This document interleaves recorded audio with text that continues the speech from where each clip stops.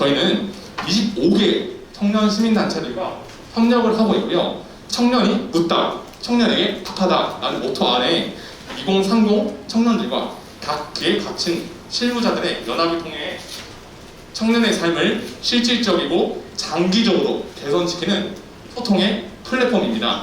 현재 대선 주자 정치인분들과 소통의 자리를 마련해 나가고 있는데요. 첫 번째로 오세훈 서울시장님을 비롯하여서 지난 6월 달에는 박용진 더불어민주당 국회의원님, 그리고 어저께인가 그저께죠. 6월 25일에는 6.25 참전용사 3분을 초청하여서 권은희 국민의당 원내대표, 신재철 전 미래통합당 원내대표님을 모시고 청년 간담회 및 청년 토크쇼를 가졌습니다. 오늘의 행사는 청년 정책 포럼, 청년의 웃음을 메이커가 주최하였으며 언론의 벽을 넘는 청년 인터넷 신문 청년 스케치의 주관하에 소개를 조금 길지만 해드릴게요. 네, 공무원을 꿈꾸는 사람들, 공정연세, 공정과 상식, 당당히 따보따보 프로젝트, 미라클 웨이브라고 이제 좋은 단체가 또 생겨나갈 거예요. 나는 거 주시고, 바른교육 청년연대, 성인권센터, 인권정책연구회 펠로스, 자유민주시민연대, 청년위원회, 자유수호포럼, 진정한 인권을 위한 청년연대, 참인권 청년연대, 학생 수호연합, 한국성평화연대, 한국청년입법연구회, 한국청년생명윤리학회, KYB, 비즈니스 모멘텀, 제너레이션 투 제너레이션, KYTC, 이투스, 오버턴, 세너니, 스위티스트, 더 트루스가 협력하여 열리게 되었습니다. 저희는 다 홍표현이 너무나 좋아해서 뵙고 싶어서 왔지만 아직 의원님께서 마음을 사시지 못한 주권자분들께서는 이런 종류의 댓글을 올려주시기도 한데요. 제가 한번 읽어드릴게요. 국민의힘이 젊은 당대표 당선으로 인해 최근 세대교체 바람이 불고 있다. 홍준표 의원은 정치권에 부르는 세대교체 바람에 대해서 어떻게 생각해야 할까? 보수정당 특유의 권위주의적이고 거리감 있는 이미지에 홍준표 전 자유한국당 대표 또한 책임감 있는 거 아닐까? 라는 말을 한다고 합니다. 이러한 댓글들에 대해서 의원님께서는 어떻게 생각하시는지요? 그런 견해도 있죠. 그런 생각도 있죠. 그리고 그런 것도 일견 타당성이 가내기 위해 박근혜 정부 탄핵이 한국 보수정당이 거의 괴멸이 됐습니다. 그렇죠. 3% 괴멸이 됐어요. 괴멸이 되고 지금 일어나고 있는 과정이니까 어떤 식으로든 국민들 눈높이에 맞춰서 한번 변화를 해보자. 그런 뜻에서 이준석 당대표를 국민과 당원들이 선택을 했다고 봅니다. 그러나 당대표가 젊은 청년이 됐다고 해서 대선 후보도 젊은 청년으로 할 수가 없지 않느냐. 말하자면 이제는 대선 후보는 경륜 있고 연륜 있고 경륜과 연륜, 그다음에 도덕성이 충만한 사람이 젊은 당대표와 같이 협력을 해서 나갈 때 국민들의 신뢰를 받을 수가 있지 않겠나. 이준석 당대표가 경력도 일천하고 그리고 젊고 세대를 다 아우른다고 보기 어렵거든요. 세대를 다 아우르기 어렵다. 어렵거든요. 그러면 하버드 나오시고 그러시는 일반적인 그러니까 대선 후보는 달라져야 되지 않겠나. 대선 후보도 정치 초년생이 나오고 경험 없는 사람이 나와가지고 국민적 신뢰를 받을 수가 있겠나. 거꾸로 보면 우리 당에서 대선 후보는 정반대의 인물이 나가는 것이 오히려 조화롭지 않겠나.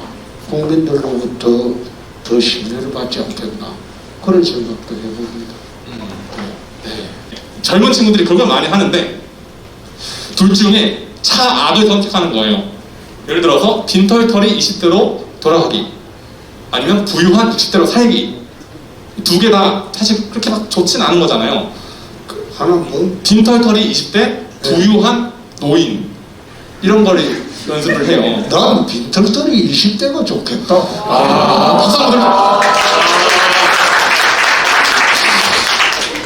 근데 이게 또 이런 이야기하면 자 꼰대 이야기를 누가 본드랍니까? 근데 누가 했어요? 꼰대 이야기를 했는데 저는 50년 전에 서울 올라올 때 18살 때 올라왔습니다. 내가 6살 때 예, 대구에서 올라오신 건가요? 그렇죠. 원래 그 대구가 아니고 합천입니다. 합천. 예. 저희 어머니 함양. 예. 산청 함양. 합천에서 올라올 때 TMI. 대학교 1학년 때 올라올 때 내가 14,000원 들고 올라왔어요. 14,000원 그때 당시 무슨 돈 아닌가요? 그때 하숙비가 12,000원이었어요. 그 지금 하숙비가 얼마나 하는지 내가 모르겠습니다. 2인 1실. 2인이시죠? 그러니까 독방 안 주고 방 하나에 한 사람, 아니 두 사람. 그때는 두 사람이 이제 하숙방을 하나 썼거든요. 요즘에 2인 1실 100만 원 올라갑니다. 그런데 그때 하숙비가 12,000원이었어. 그러니까 14,000원 들고 올라와가지고 12,000원 하숙비 주고 72년도 3월 초에 대학 입학하고 2,000원 가지고 서울생활 시작했어요. 빈털터리로. 그래서 그때는 알바하는 거는 가정교사밖에 없었어요. 과외 말씀이시죠? 과외. 네. 과외밖에 없었어요. 그러니까 월수금 한 군데 가고 화목토 한 군데 가면 두 군데를 뛰어야지. 자, 하숙비를 벌고 등록금을 버는 거예요. 차라리 빈털털이 20대가 낫죠. 저는 사실 원이 좀 그때는 꿈과 희망이 있던 시절이니까 적어도 우리가 20대 때 그때는 대한민국이 팽창하던 시기였어요. 경제 발전을 하던. 대한민국이 팽창하던 시기였어요. 그러다 보니까 대학만 졸업하면 어지간한 대학에서는 대기업에 두세 군데 합격을 합니다. 합격을 해서 자기가 선택해서 가요. 대한민국이 팽창하던 시절이야. 그러니까. 그리고 제일 인기 있던 회사가 무역회사입니다. 그 종합무역회사. 거기에 들어가면 한 4, 5년 하다가 해외 주재관으로 나가고 그러니까 세계를 돌아다니는 거죠. 그런데 지금 젊은 학생들 쳐다보면 참 딱한 게 우선 알바 자리도 없어요. 지금 소득주도 성장론인가 뭐 이상하게 최저임금 올리는 바람에 알바 자리도 없어져 버리고 아무것도 소위 아르바이트 할 자리가 없어져 버리고 졸업하면 일자리가 있나? 일자리가 없거든. 그러니까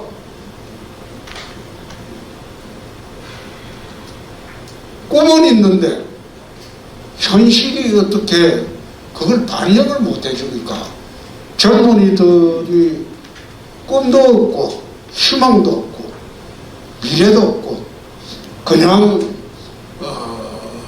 부모님의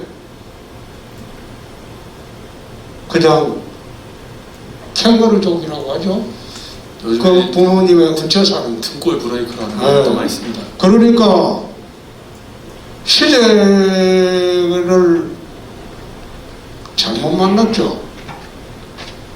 그리고 지금 세상을 잘못 만들어가고 있고 이 젊은이들이 꿈과 희망과 그리고 사랑이 없는 사랑. 그런 시절로 지금 돌아갔잖아요. 그렇게 해버렸잖아요.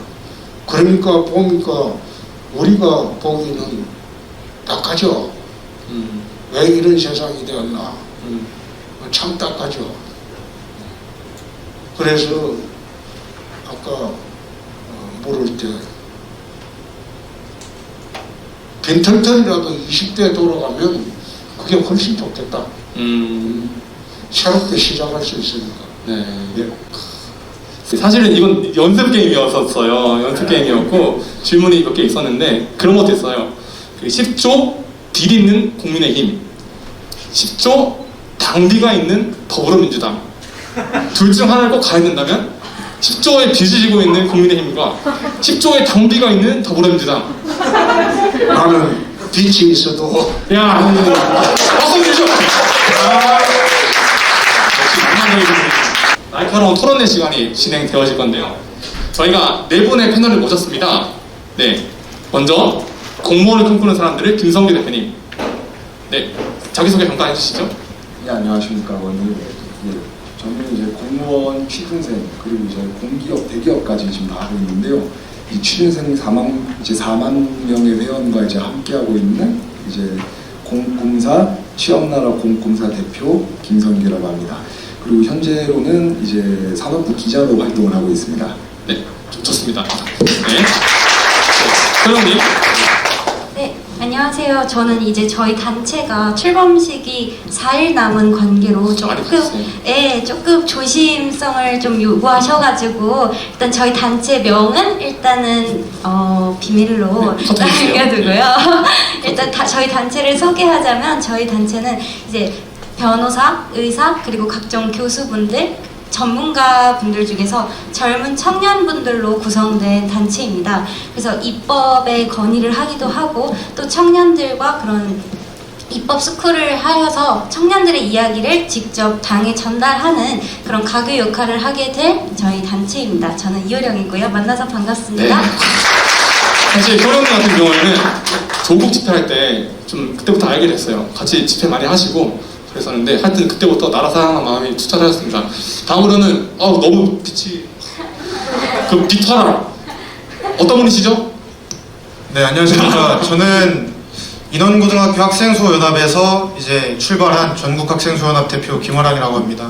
네, 지금은 전교조나 이런 학생들을 대상으로 하는 사상주입에 대해서 반대하고 그리고 학생들이 좀 더 스스로 공부할 수 있는 그런 좀 기회를 많이 만들어 보고자 노력하고 있습니다. 안녕하십니까. 의원님 이런거 사태 아시죠? 그 학생입니다. 저희가 어렵게 모셨습니다. 그리고 그 옆에는 또 네, 안녕하세요, 의원님. 저는 대한민국의 남성과 여성을 사랑하는 한국성평연대 대표 임영진입니다. 최근에 대한민국에서도 페미니즘 논쟁이 많이 불거지고 있는데 이거에 대해서 정말 건강한 성담론 만들어내기 위해서 연구하고 고민하고 있는 단체입니다. 감사합니다. 네. 자, 이제부터 사실은 시간이 좀 오버되긴 했지만 그래도 귀한 패널분들 모셨으니까 10분씩 토론을 진행하도록 하겠습니다. 첫 번째로는 누굴까요? 첫 번째로는 청년 실업 관한 얘기입니다. 사실은 이제 요즘 대표님 그 책 요즘 아신지 모르겠는데 에이트라는 책 혹시 여러분 읽어보신 적 있으세요? 읽어보신 분 있으시면 손 한번. 에이트 몇 분 없으시죠? 네, 죄송합니다. 에이트라는 책이 있는데 뭐 그 책이 베스트셀러 40주였나요? 40주 정도 했었어요. 어떤 책이냐면은 4차 산업혁명을 맞이해서 인공지능이 우리들의 일자리를 다 빼앗아간다. 그렇기 때문에 청년 실업은 더 심각해질 것이다 라는 그런 내용이 있거든요. 실제로 미국이나 유럽 같은 데에서는 뭐 왓슨 그런 로봇 아시죠? 그런 로봇과 같이 이제 의사들의 일자리를 빼앗아가는 그런 부분들이 많이 있었어요. 그래서 사실 저희가 이제 청년 정책 포럼이 청년분들에게 뭔가를 좀 드리고 싶어서 청년들의 사실 일자리가 가장 중요한 문제잖아요. 꿈과 사랑과 낭만도 일자리가 사실 해결돼야 되지 않으면 그것이 잘 낭만이라는 것은 사실 사치라고 할 수 있다라고 얘기를 많이 하기 때문에 그런 측면에서 청년 실업 문제를 얘기를 하려고 했었고 그래서 공무원을 꿈꾸는 사람들의 김성규 대표님도 모시고 저희가 사실은 뭐 축가 순서도 있었긴 했지만 이제 생략하게 되어졌습니다. 아쉽게도 이제 생략하게 되어졌고, 우선 이제 4차 산업혁명과 청년 실업 문제에 대해서 말씀 한번 해주시죠. 김성민 대표님, 아무래도 이제 취업 카페를 운영하고 계시니까 요즘에 청년 취업난이 옛날에도 다 항상 있었던 어떤 취업난이라고도 할 수 없는 그런 부분도 있지 않나 라는 그런 얘기도 할 수 있을 것 같은데요. 어떻게 생각하세요? 네. 너무 설명이 장황하다. 좀 간결하게. 사실 고대 스타일, 전 연대 스타일. 연대는 이렇게 좀 디테일한. 네, 며칠 전에 연세대학 방송국하고 1시간 반 녹화한 일이 있어요. 고대 방송을 왜 안 가시고? 내 고대에서는 안 불렀어. 고대 연세대학 방송국에서 방송팀이 와서 1시간 반을 했는데 연대생들이 무지하게 똑똑하더라고. 똑똑하고 말일에 장황하게 안 해. 간결하게 해. 청년 실업 문제 정말 심각하다. 그리고 그 중심에는 인공지능이 있다. 이런 부분이 있는데 4차 산업혁명 살짝 얘기해 주실까요? 요즘에 취업난에 대해서 카페에서 또 많이 보실 텐데 또 기자로 활동하시면서 요즘에 어떤 상황인지 한번 또 살짝 얘기를 해주시고 의원님과 대화를 한번 시간 갖도록 하겠습니다. 일단 오늘은 제가 이제 그 기자 이제 신분을 잠깐 내려놓고 이렇게 지금 패널로 올라오게 됐는데요, 의원님.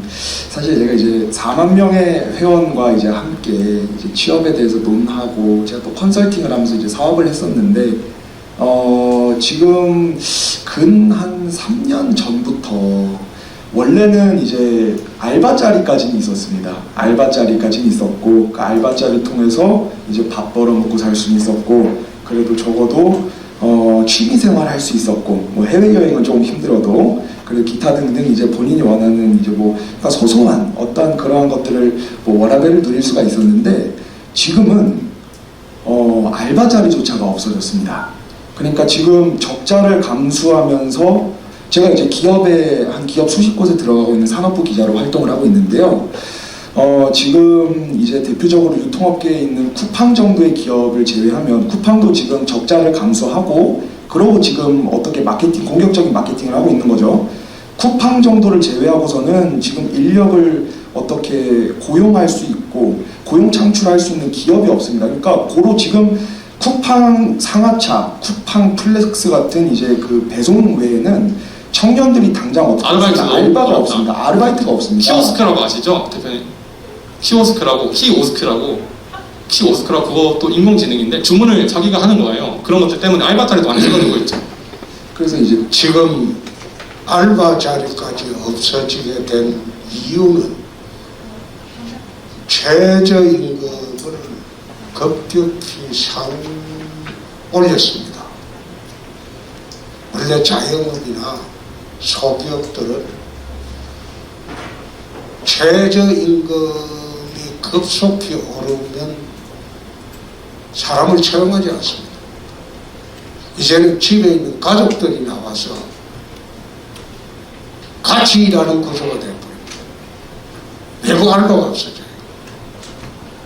아르바이트생을 고용해가지고 24시간 편의점 운영할 수가 없어요. 최저임금이 너무 올라가지고. 이게 문재인 정부가 한 소득주도 성장이라는 아주 회개한 이론입니다. 세계에 이런 이론을 적용하는 나라가 없어요. 근데 그걸 지금 하다 보니까 대학생 알바 자리는 전부 없어져 버렸어요. 지금 방금 이야기했는데 4차 산업혁명 뭡니까 AI 혁명이 일어나고 나면 일자리가 없어진다. 천만에 18세기 영국 산업혁명을 할 때 방적 공장이 기계가 들어왔어. 그러니까 섬유 공장의 노동자들이 기계로 인해서 실업자가 늘어난다고 러다이트 무브먼트 운동이라고 기계 파괴 운동을 일으켰어요. 그런데 산업혁명이 들어오고 난 뒤에 노동 생산성이 엄청나게 증가해버렸어요. 적은 노동력으로 훨씬 많은 생산을 하게 되었다. 그래가지고 사람들이 노동의 강도가 훨씬 줄어버렸어요. 대신 월급은 더 받게 되고 생산성이 높아지니까. AI 시대도 마찬가지입니다. 지금 AI 시대 실업자가 양산하고 이재명 지사가 말하는 기본소득제를 실시해야 된다. 그건 제리양인가 미국의 대만 출신 뉴욕주 이번에 지사 나왔다가 4등으로 떨어져 버렸지. 민주당 그 당내 경선에서 그 사람이 쓴 보통 사람의 전쟁이라는 책 한 권 보고 그런 말을 하고 다닌다. 정치인들이 이야기도 했어요. AI 시대가 되면 사람은 훨씬 노동력을 적게 들이고 엄청난 노동 생산성을 일으키게 된다. 그럼 새로운 직종이 태어나요. 고부가가치 직종이 전문가들이 그 직종이 다 태어나요. 일자리가 또 많아진다. 없어지는 일자리가 있는 반면에 AI 시대에 걸맞는 일자리가 또 생겨나게 돼요. 어떤 게 있을까요? 그래서 지금은 이야기하기가 꼭 못하지. 근데 여기서 보라. 영국의 방적 공장이 기계 돌아가고 난 뒤에 얼마나 많은 일자리가 또 생겨났어요. 그러니까 마치 산업혁명의 방적 공장 부수기 운동하고 똑같은 소리를 21세기에 하고 있으니 기가 막히다. 그래서 실업자가 많아지니까 기본소득 전부 공짜로 돈을 살지 150으로 돈 나눠줘야 된다. 그 나눠준 돈을 갖다가 우리가 그것만으로 먹고 살 수가 있느냐 아닌가. 여러분 얼마 전에 경기도에서 1인당 30만 원 나눠줬어요. 그 30만 원 나눠주려고 하면 저 단위의 돈이 필요해요. 근데 나눠주고 난 뒤에 그게 가게에 도움이 되었느냐 이거. 먹고 살기에 도움이 되었느냐 이거. 그 일회성으로 끝나버리는 거예요. 정부에서 재난지원금 나눠준다고 지금 또 30조 40조를 들여갖고 1인당 얼마씩 나눠준다. 그건 사회적 대업제가요. 한 번에 거치는 거예요. 그게 만약 1년 12단 줄 수 있다면 얼마나 좋겠어. 1년 12단을 주려면 현재의 예산에 10배 이상 예산이 더 들어가야 돼요. 그 돈이 어디서 나오느냐. 그러니까 정치하는 사람들이 국민들을 현혹하고 속이고 그래갖고 그 시간만 넘어가면 자기는 임기 마치고 나쁜 것뿐이니까. 그러나 나라는 망하게 된다 이 말이에요. 그 많은 국가 채무를 여러분들이 전부 갚아야 돼. 여러분들이 다 갚아야 돼. 1인당 수천만 원에 달하는 걸 미래세대 여러분들이 다 갚아야 돼. 근데 그런 정책이 지금 횡행하고 있는데도 언론에서도 그걸 제대로 비판하는 사람 없고 그냥 가만히 있으면 공짜로 돈 주니까 임시는 좋지 그 돈이 자기가 갚아야 할 돈인 줄도 모르는 거예요. 그래서 지금 이야기하는 그런 방식으로 나라 운영해서도 안 되고 거기에 현혹돼서도 안 돼요. 그래서 AI가 오면 실업자가 만연할 것이다. 거짓말이에요. 일자리 문제는 내가 정확히 이야기를 해주면 민간의 창의적인 생각과 자유를 존중을 해야 돼요. 인간의 자유, 사실 시장의 자유가 중요하죠. 민간의 기업들이 일자리는 기업이 만드는 겁니다. 지금 문정권에서 하고는 공무원 일자리 늘리는 거, 난 공무원 저거는 지금 있는 공무원은 3분의 1은 축소를 해야 된다고 생각합니다. 공무원 네. 대표. 공무원은 지금 오히려 컴퓨터 만연하고 AI 시대 되면 공무원은 많이 있을 필요가 없어요. 적어지죠 어떻게 보면. 예? 공무원은 최소한의 구조조정에서 줄이고 민간 일자리를 늘려야 되는데 민간 일자리를 늘리려면 기업을 압박하지 말아야 돼요. 우리나라가 세계 10위의 경제대국이 됐어요. 과거 박정희 대통령 시대의 관치경제하고는 달라요. 이제는 민간이 나라를 끌고 가는 시대야. 정부는 뭐 역할이 뭐냐? 민간에서 불편한 게 뭐 있냐? 뒤에서 규제를 풀고 도와주면 돼. 그런데 지금은 거꾸로 돼 있잖아요. 정부에서 민간에 갑질을 하고, 예?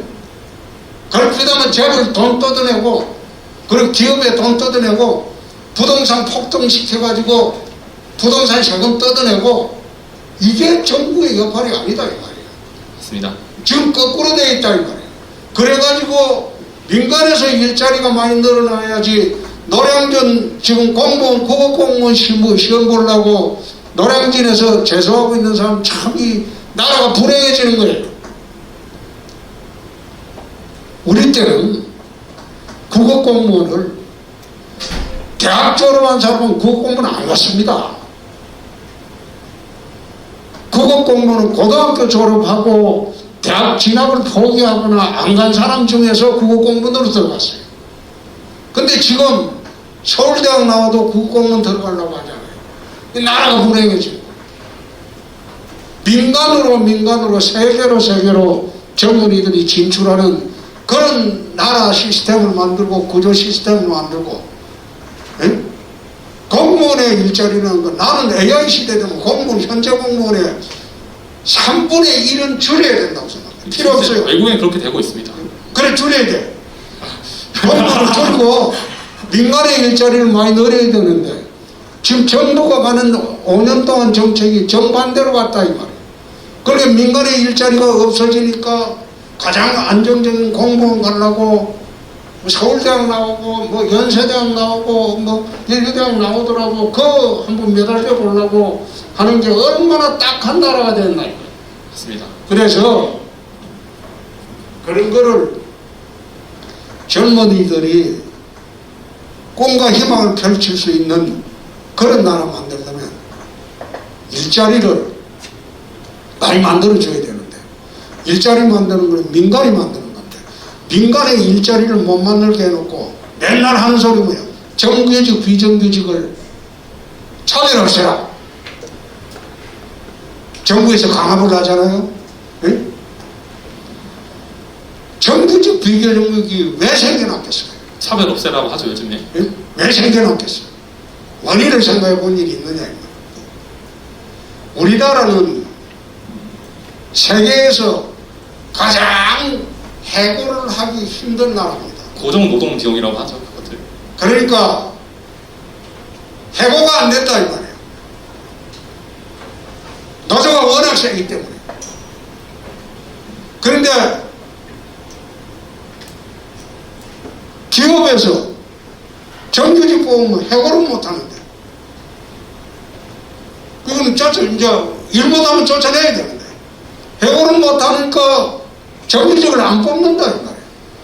비정규직 뽑아가지고 일정 기간 이어서 계약 끝나면 끝내버리잖아요. 또 한 번 더 계약을 하게 되면 또 무기직인가? 무기 네? 무기 정학은 아니고. 아니 무기정학이 아니고 무기계약직 그런 식으로 그 무기계약직 때문에 또 해고가 안 돼요. 그래서 비정규직이 양산을 할 수밖에 없는 겁니다. 독일이 왜 유럽의 제일 번성한 국가가 됐나? 독일의 하르츠 개혁이라고 노동개혁을 했어요. 그것도 그 노조를 기반으로 한 정당에서 나온 슈레드 수상이 하르츠 개혁을 했어요. 자 그래서 노동개혁을 하는 바람에 노조에 대한 얘기를 이제 두 번째 토론 시간에 된 거야. 가만히 말 끊지 마. 저희가 시간이 있어요. 자네가 떠드는 것보다 내가 이야기하는 게 훨씬 듣기가 좋아요. 시간이 있어요. 네. 그러니까 내 말은 노동개혁도 해야 되고 그래갖고 저 일자리를 많이 만들어가지고 젊은이들이 좀 활기를 펼 수 있고 뭐라도 내가 들어가려고 하면 이 직장에 시험 쳐갖고 되고 저 직장에 시험 쳐 되고 그래가지고 선택을 해서 들어갈 수 있는 나라가 돼야지. 이런 식으로 일자리도 다 없애버리고 노량진 가서 국어공무원 시험이라고 하나 이런 나라가 되어서 이건 나라가 망해가는 나라예요.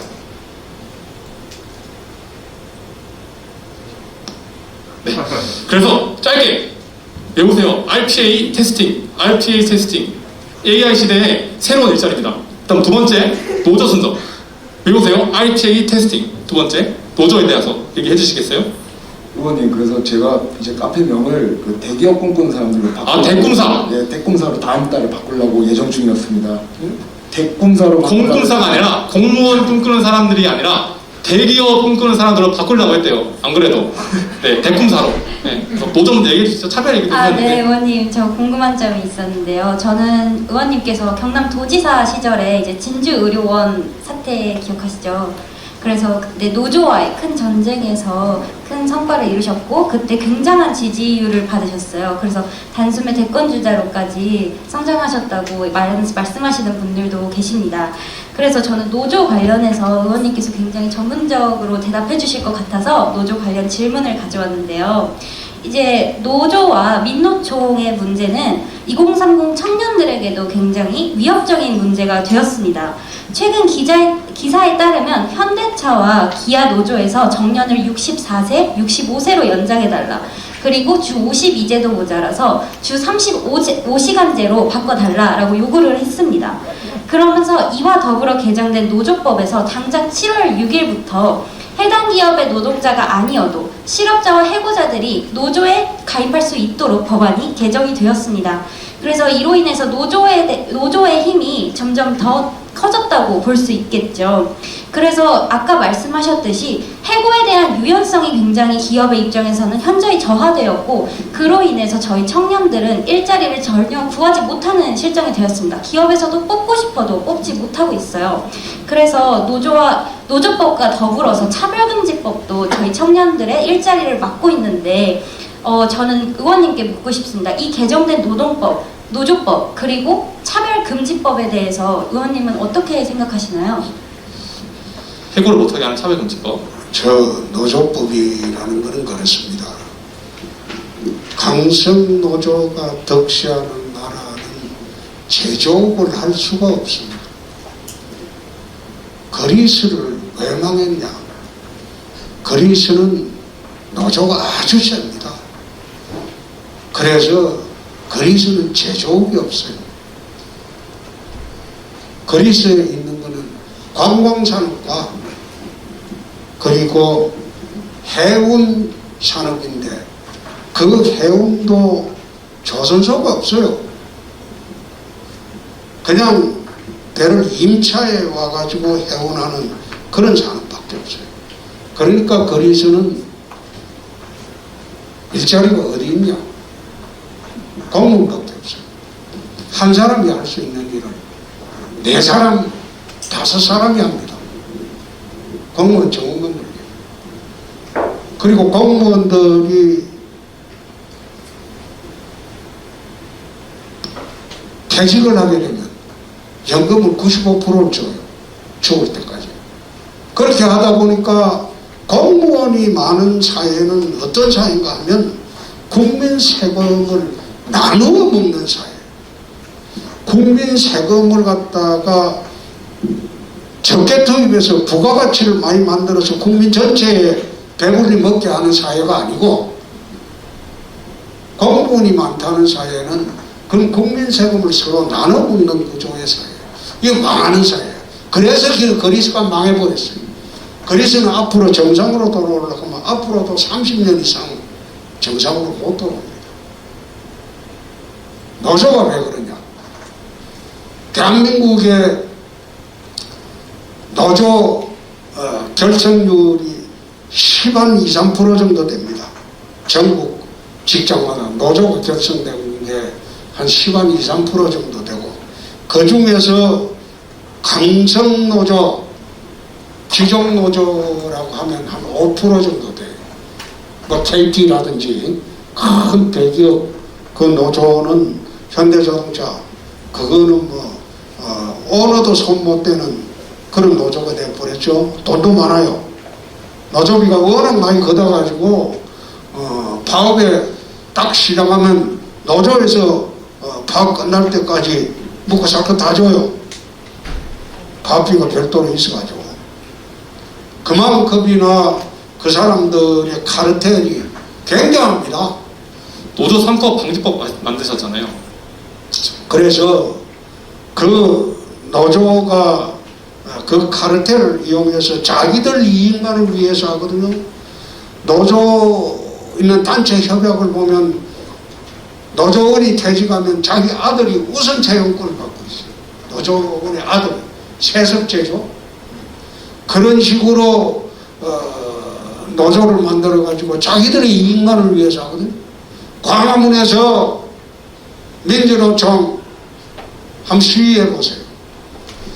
그 10,000명, 20,000명 나와서 하는 거 전부 대기업 먹고 살만한 노조입니다. 정말로 먹고 살기 힘든 사람들은 광화문 거기 나오질 않아요. 나올 수도 없어요. 조직화 되어 있지도 않아요. 그래서 방금 말씀드린 정년연장, 나는 정년연장 하는 것이 청년들의 취업을 막는 것이 아니라 이 강성노조가 워낙 창고를 하게 되면 기업들이 회사를 키우질 않습니다. 하나 예만 들어줄게요. 현대자동차가 좀 간섭하지 마요. 시간이 있어가지고 현대자동차가 지난 20년 동안 국내 생산량은 늘리질 않았어요. 그러나 해외 생산량은 훨씬 많이 늘었어요. 지금 아마 국내 생산 대 해외 생산의 비율이 6대4 정도 될 거예요. 과거에 2대8도 안 됐어요. 근데 점점 줄여가지고 나중에 해외 생산량을 7까지 하려고 해요. 7대3. 그거 왜 그래 하느냐? 국내에는 노조 때문에 생산이 너무 많아요. 회사 운영이 안 돼. 노조에 무슨 스텔라 라인이 있고 제네시스 라인이 있고 펠리세이드 라인이 있으면 펠리세이드 그 생산을 하나 도입하는데 거기 노조 동의를 얻어야 돼. 세상에 그런 게 어디 있어? 맞습니다. 그러니까 이런 식으로 가면 우리나라 제조업은 강성 노조 때문에 네, 맞습니다. 의원님, 당황한다. 그것도 정말 공감하는 말이고 앞서 질문 드리려고 했는데 시간 문제 때문에 제가 질문을 줄였습니다. 근데 제가 정말 묻고 싶은 거는 일단은 이 기업에 대한 굉장히 제재가 강해졌어요. 노조 때문이죠. 그래서 노조법과 차별금지법이 제일 궁금해요. 차별금지법을 이제 노조에 조금 더 유리하게 적용을 하기 시작하면 기업이 훨씬 축소될 거라고 생각을 합니다. 부연 설명 좀 해주세요. 네, 제가 네네네. 부연 설명을 드리자면은 이제 차별금지법에 대해서는 많이 들어보셨죠. 뭐 성정체성, 종교, 인종 그리고 심지어 학벌까지 그 사유에 의해서 기업은 해고를 맘대로 가할 수 없다라는 법이 제정된다고 합니다. 근데 이렇게 된다면은 정말 저희 청년들은 왜냐면 철밥통이 돼버리잖아요. 이미 들어간 사람들은 철밥통이 되어버리고 저희 청년들은 이제 그 자리를 들어가야 되는데 솔직히 기업 입장에서도 저희가 들어가서 계속 그 자리를 지키려고만 한다면 게다가 저희는 임금이 굉장히 높잖아요. 다른 나라에 비해. 근데 그렇게 한다면 저희를 절대 뽑지 않을 겁니다. 이 문제에 대해서는 어떻게 생각하시는지 정말 궁금합니다. 자, 최근에 대기업에서 정기 채용 제도가 없어졌어요. 수시 채용 제도로 다 바꿨어요. 결혼이 나면 채용한다 이 말이에요. 과거에는 삼성, 현대 이런 데서 1년에 상반기, 하반기 나눠갖고 2,000명, 3,000명씩 막 채용했잖아요. 지금은 전부 수시 채용으로 다 바꿔버렸어요. 왜 바꿨냐? 결혼이 나야지 채용한다는 거예요. 채용이 대폭 적은 거예요. 그게 지금 말씀한 그런 것 때문에 기업 운영할 수가 없어요. 해고를 마음대로 못하게 되니까. 그러니까 노조법을 바꾸고 이걸 바꿔야 되는데 지금 국회에 전부 점령하고 있는 사람들이 전부 친노조, 노조 천국을 주장하는 사람들이라서 그거 바꿀 수가 없죠. 국회에서 뭐 바꿀 수가 없죠. 그럼 의원님이라면 이제 복당하셨잖아요. 의원님이라면 당에 강력하게 입장을 내놓으실 수 있는데 차별금지법, 노조법이다 이렇게. 네. 우리 당에도 생각이 다른 사람이 많아요.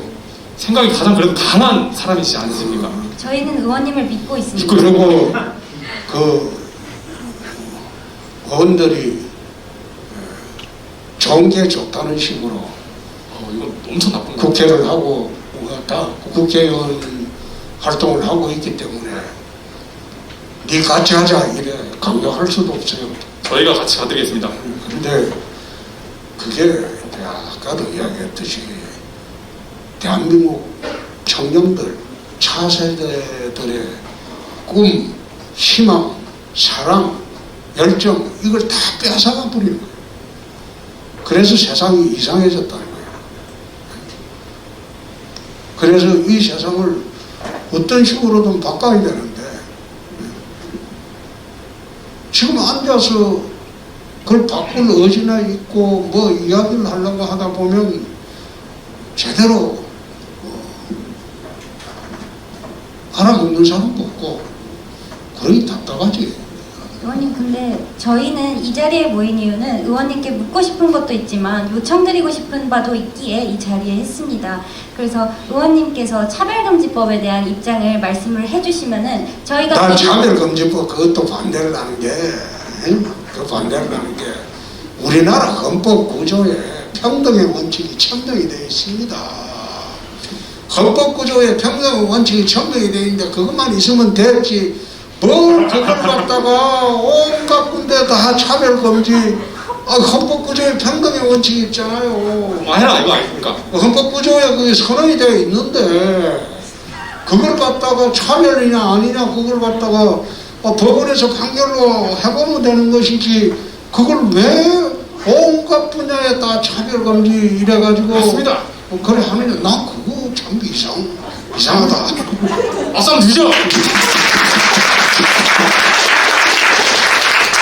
세상은 말입니다. 차별은 존재해요. 근데 그 차별이 합리적인 차별이냐 합리적이지 않고 근거 없는 차별이냐 그것이 문제죠. 세상에 다 차별은 존재하죠.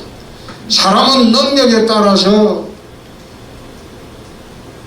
능력이 10배가 안 되는 사람도 100만 원 받고 능력이 100이 되는 사람도 100만 원 받아라는 사회는 그 정상사회가 아니죠.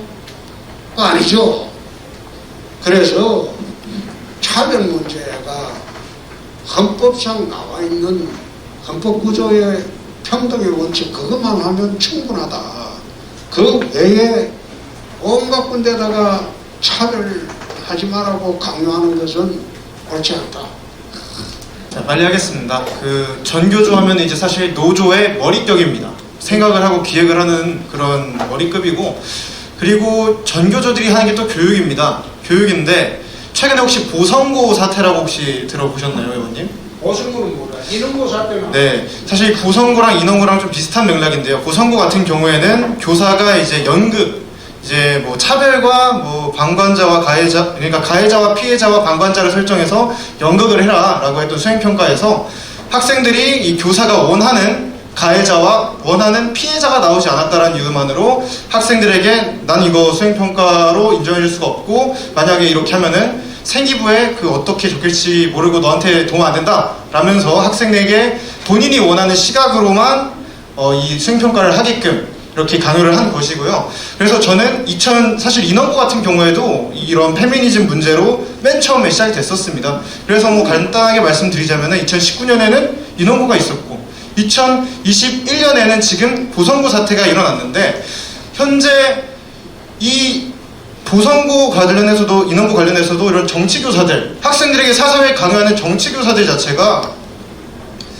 처벌할 수 있는 그런 법 조항이 너무 미미하고요. 그리고 이 사람들이 하는 짓거리를 보면은 항상 PC주의식 논리, 혹시 PC주의가 뭔지 알고 계시죠? 알고 계셨던 걸 기억하고, PC주의를 무조건 강요하고 PC주의로 사상주입을 하고 있습니다. 이런 부분에 대해서 왜 전교조가 계속해서 PC주의로 애들을 사상주입을 하고, 그리고 왜 이런 PC주의로 사상주입을 하고 있는 교사들에 대해서 우리가 처벌할 수 있는 그런 법적 밑바탕이 너무나 안 되고 있는데, 이런 부분에 대해서 한번 설명해 주시면 감사하겠습니다. 그게 30년이 넘었죠.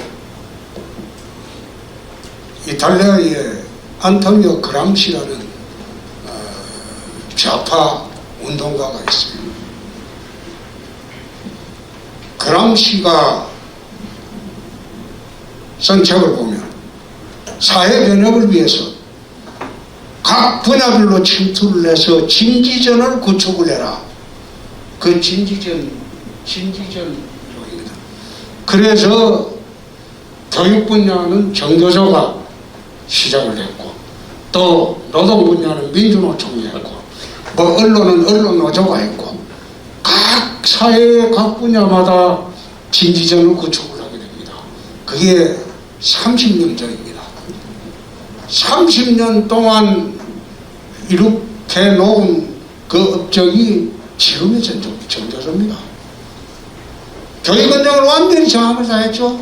전국 교육감은 경상북도 교육감하고 대구 교육감 빼고는 전부 정교조가 장악 다 했어요. 대구도 그렇습니까? 대구하고 의원님 지역구. 대구, 경북 빼고 경남도 그렇고 지금 부산도 그렇고 전부 정교조 장악 다 했어요. 그럼 교육 현장에 초중 고등학교 교육 현장은 우리나라 자라나는 세대들은 전부 정교조의 휘하에 다 들어갔다. 그 사람들이 친북 교육도 하고 좌파 교육도 하고 그 일방적으로 강요하고 학생들한테 강요를 해서 말 안 들으면 학생부가 있죠. 맞아요. 여기 거기에 피해자입니다. 엉터리로 해가지고 대학 입학하는데 영향을 주고.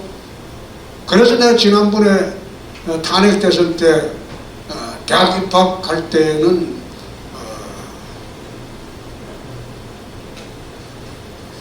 그 수능 딱 2번 보고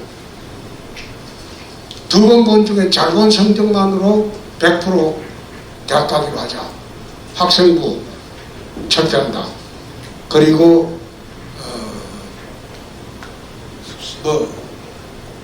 입학 사정관제도 이것도 다 없앤다. 싹 없애뿌리고 그래 하자. 그래 내가 이제 제도를 바꾸자고 한 거는 정교조의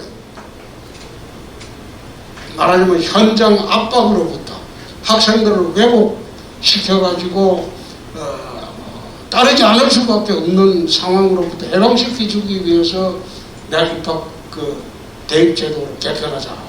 이런 식으로 하면 안 된다. 그 이야기를 내가 했던 것인데 그 진지전 구축한 거 그거 하루 이틀에 쉽게 깨지지가 않습니다. 네, 이제 전교조를 여쭤보셨는데 그 대학 입시를 얘기해 주셔가지고 사실 조금 그러니까 네. 제가 말씀하고 싶었던 거는 일단 이제 전교조들이 요즘에 사상주입을 할 때 PC주의를 앞세워서 사상주입을 한다. 첫 번째. 그리고 두 번째로는 이 사람들을 처벌할 수 있는 법적인 그런 게 없는데 예전에 홍준표 의원님께서 법을 하나 발의하셨던 걸로 기억합니다. 근데 그게 지금 제가 알기로는 국회에서 아직도 표류 중인 걸로 알고 있어서 그거에 대해서 조금 묻고 싶었습니다. 왜 이게 진행이 안 되었는가? 발의는 되었는데 전교조 전횡 방지법 만드셨었잖아요. 발의를. 그런데 그거 우리 당 의원들도 겁이 나서 동의 안 해. 아 정말요? 아 그거 우리 당 의원들도 정교조 눈치 보면서 동의 안 해요. 근데 내가 한 말 중에서 아주 재미있는 말이 있어요. 응? 좌파는 뻔뻔하다. 근데 우파는 비겁하다. 응? 소위 보수 우파라는 사람들은 참 비겁한 집단이야. 그걸 진보 좌파라는 애들은 참 뻔뻔한 집단이에요. 내가 그 좌파는 뻔뻔하고 우파는 비겁하다. 내가 그 이야기를 했는데 그 말이 지금의 대한민국 정치 현실을 그대로 들어맞는 말입니다. 근데 인원고 한번 가보신 적 있으세요? 그럼 예전에 사태 터졌을 때? 인원고에 그때 이제 파랑군 되게 맨날 시위하고 그러셨는데 우리가 그때 고등학교까지 가는 거는 정치 현장에서 좀 과하다 싶어갖고 가지는 않았습니다. 이런 거예요. 뭐 대학이라도 또 우리가 가기도 난감하죠. 대학을 정치 현장에 끌어들인다. 그런 비난도 있을 수 있으니까. 그때 인원고 사태 때는 대한민국 학부형들이 정교조의 실체를 아는 아주 중요한 계기가 되었죠. 그런 사건이죠. 성인지 예산이라는 부분들이 그것인데 그 한국 성평화연대 이명재 대표님께서 뭐 그 부분 좀 같이 얘기 나누면 좋겠다고 네, 생각합니다. 안녕하세요, 의원님. 이때까지 뭐 노동 분야나 뭐 다른 분야들에 대해서 막힘없이 말씀해 주시고 그리고 질문 하나 나왔다 하면은 정말 이때까지 수많은 경험과 경륜으로 이렇게 시원하게 이렇게 말씀해 주시는 거 보고 너무너무 통쾌하기도 하고 좋았습니다. 그러면 이제 의원님께서 조금 약하실 수도 있는 이 성인지 관련해서 대화를 나눠보고 싶습니다. 이번 주제는 말을 막힘없이 하시면 저는 좋고요. 그리고 아니면은 저한테 질문을 해주셔도 됩니다. 네, 이거는 요즘 젊은 사람들이 관심 가지고 있는 분야다 보니까 우선 그냥 실례지만 질문 하나 드리고 싶은데 예전에 그 째째하게 발언 혹시 기억하십니까? 예. 그거에 대해서는 일단 어떻게 생각하시는지 먼저 여쭙고 싶습니다. 그렇게 그분을 해명하죠. 해명은 기입니다. 쨍쨍하게 바로 해명하십니다. 네, 스타일 찍어주세요. 네. 저는 내 각시에 대해서 각시가 누구죠? 집사람 아, 집사람. 무한 책임을 지고 있는 사람입니다. 내 각시가 잘하든 잘못하든 간에 내 집사람에 대해서는 76년도 만난 그날부터 40년이 훨씬 지난 40년. 무한 책임을 지고서 지는 사람이야. 내 각시가 잘하든 잘못하든 책임은 내가 지는 거야. 그거는 그래서 나는 앉아서 페미니즘도 아니고 페미니즘 그것도 나는 좀 그렇게 생각해요. 그렇게가 뭔가요? 의원님? 뭐가 휴머니즘을 따져야 할 그 시점에 무슨 페미니즘만 따지냐 이 말이야. 페미니즘 찬성 반대 그러면. 그러니까 그래서 나는 기본적인 생각이 내 집에서 생각은 그거예요. 내 가족에 대한 무한 책임을 지고 있는 사람. 또 내 각시에 대해서는 내 각시가 무슨 짓을 하더라도 그 책임은 내가 져야 돼. 나는 그런 생각으로 사는 사람이기 때문에 이것저것 이야기를 할 때 여성분들 박수. 아니 이것저것 이야기할 때 자꾸 여성 이야기하면서 여성 우월주의, 우선주의, 페미니즘 이야기하니까 에이 남자들이 그 째째하게 그러지 마라. 저도 그 소리 했지. 의원님이 째째하게 발언하셨을 때 의원님이 그런 의도로, 그러니까 나쁜 의도로 하신 게 아니라 의원님께서 살아오신 경험에 비춰봤을 때 정말 의원님께서 가지고 계신 아까 말씀하신 좀 감동을 받았던 게 무한한 책임감 그리고 가족 이거에 대해서 말씀해 주셨을 때 좀 감동을 받았습니다. 그런 경험에 비추어서 약간 농담식으로 이렇게 째째하게라고 하셨겠지라고 개인적인 추측은 했었습니다만 공식 석상에서 해명이 있었으면 좋지 않았을까 그런 생각이 들었었고요. 근데 최근에 이제 페미니즘 관련해서는 방금 홍준표 의원님께서 말씀해 주셨듯이 정말 무한한 책임감과 가족을 지킬 수 있는 그런 페미니즘 운동이 아니라 어떻게 보면은 남성으로 태어났을 때는 이제 남성에 대한 자기 성별에 대한 긍정, 여성으로 태어났을 때는 이제 자기 여성에 대한 성별에 대한 자기 긍정, 그러니까 어떻게 보면 자긍심을 정말 떨어뜨리는 것이죠. 남성으로 태어난 거에 대해서 자부심을 가질 수 없고 여성으로 태어나서 자기 성별에 대한 자부심을 가질 수 없는 그런 이데올로기라면은 이것이 대한민국의 정말 건강한 선 가치관인가, 이거에 대해서 홍준표 의원님께서 진지한 고민을 해주신다면 젊은 사람들한테도 정말 많은 공감을 받지 않을까. 그렇죠. 여러분, 나는 지난번에 한번 그 이야기를 한 적이 있어요. 진중근 교수하고 이야기를 하면서 맞습니다. 페미니즘 이야기를 하길래 지금 페미니즘을 이야기할 시기가 아닌 것 같다. 휴머니즘을 이야기하는 것은 내 이해하겠다. 페미니즘만 그래 추구하는 시대는 아닌 것 같다. 우리나라 여성들이 얼마나 억압에 억눌려 산다고 이야기를 하는데, 내 개인적인 입장으로 보면 나는 만난 일에 내 월급을 받거나 뭐 받아가지고 내가 써본 일이 없어요. 집안의 모든 경제권은 통째로 집사람이 다 갖고 있어. 그리고 집안의 대소사도 집사람이 다 갖고 있어. 나는 밖에 나와서 세상 일을 하는 사람이고, 그리고 월급 받는 날 월급이 난 내 손에 들어오는 걸 한 번도 본 일이 없어요. 바로 집사람 통장으로 가요. 솔직히 말해서 내가 14번을 이사를 했는데 개인적으로 나는 참 행복한 사람입니다. 이사를 하면서 어디로 이사 가는지 나는 잘 몰라요. 그냥 가시는 거군요. 이사 가는 날 동호수를 가르쳐줘요. 보너스, 동호수. 동호수, 아파트. 동호수 가르쳐주는데, 몇 동 몇 호. 그렇지. 뭐 가다 하면 그 가는 어디 거. 아파트 몇 동 몇 호 가르쳐주면 주로 이사는 토요일로 가거든요. 토요일로 그때는 출근했어요.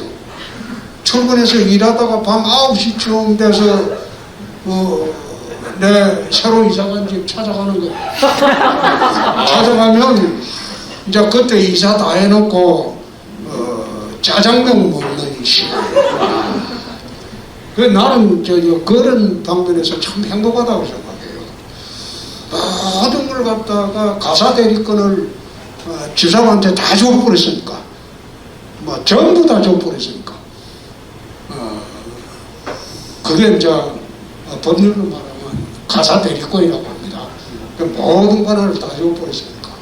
그랬는데 그래서 나는 페미니즘 이야기할 때는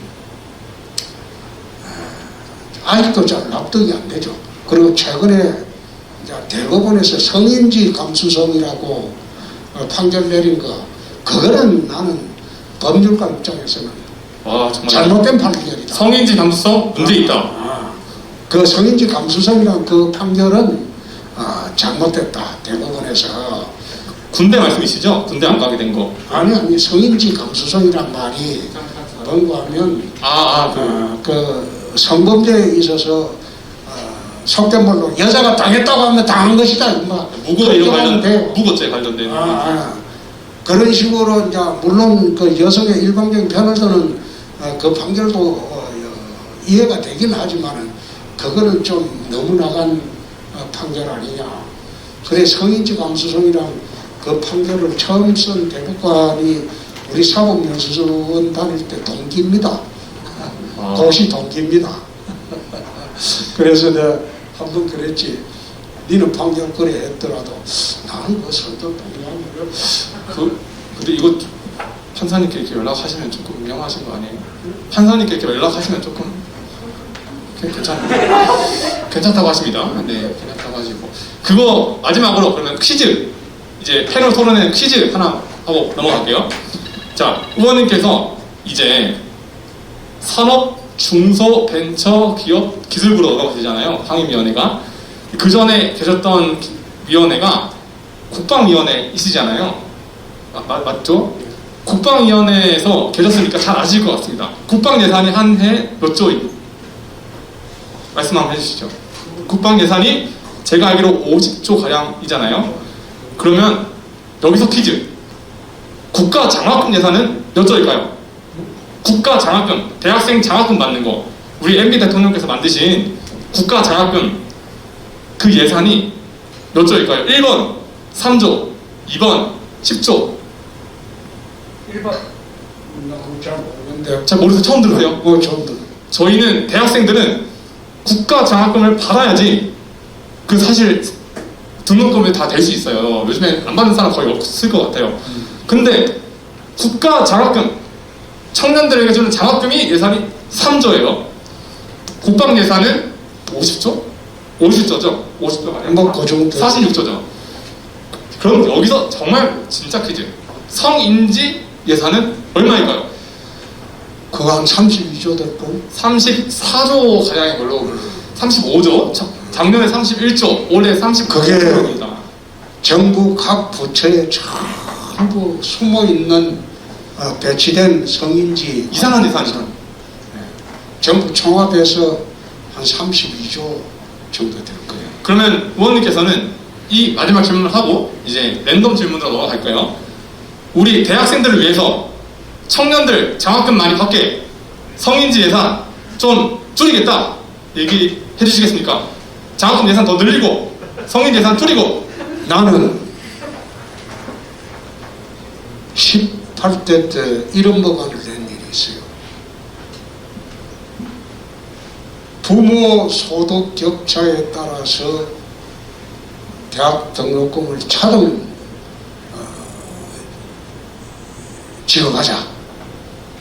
그 가난한 사람 자녀들은 대학 등록금을 만약 50만 원 낸다.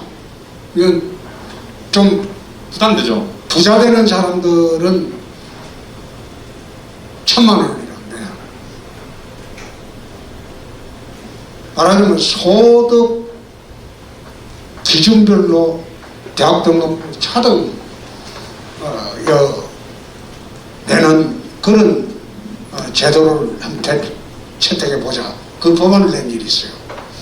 그 법안을 낸 일인데 그게 이제 미국 같은 경우에는 하버드나 예일이나 아주 그 유명한 사립대학은 그 제도를 시행을 하고 있습니다. 정말 대학을 들어올 능력이 되는데 돈이 없어 못 오는 사람은 등록금 전액을 학교에서 장학금으로 줘버립니다. 대신 돈 좀 많은 사람들은 돈은 많이 좀 받아요. 그래서 우리나라에도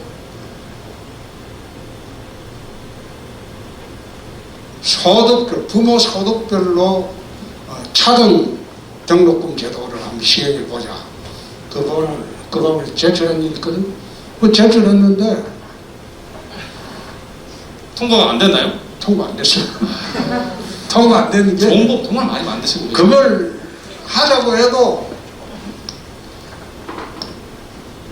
국회의원들이 말을 잘 안 들어.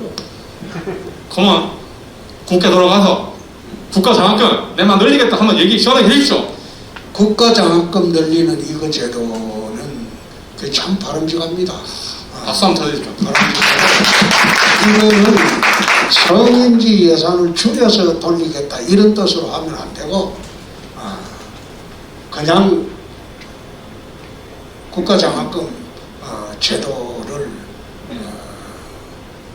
교육 강화 측면에서 우리가 지원을 늘리겠다 이런 식으로 접근하는 게 맞지. 성인지 예산을 줄여서 늘리겠다 이러면 여성계에서 가만히 안 있어요. 뭐 그런 거 안 들어가지 않습니까? 내가 한번 한다 아닙니까? 아니 뭐 아닙니까? 그래도 욕은 안 얻어먹으면서 아 근데 욕은 좀 안 얻어먹으면서 어쨌든 우리 홍준표 의원님께서 우리 대학생들을 위해 국가장학금 예산을 늘리는데 정말 힘써 주시겠다고 여기서 말씀해 주셨습니다. 네, 정말 저희가 기가 막힌 잘 들었고 오늘 여러분들하고 편하게 이야기하고 갑니다. 그리고 젊은이들이 처음에 이야기했듯이 꿈이 있어야 돼. 희망이 있어야 돼. 사랑이 있어야 돼. 열정이 있어야 돼. 그래야 청춘이야. 청춘이라는 것은 나는 청춘의 본질을 열정으로 봅니다. 무슨 일에 대한 열정이 있으면 그 사람은 나이에 불구하고 나는 청춘으로 봅니다.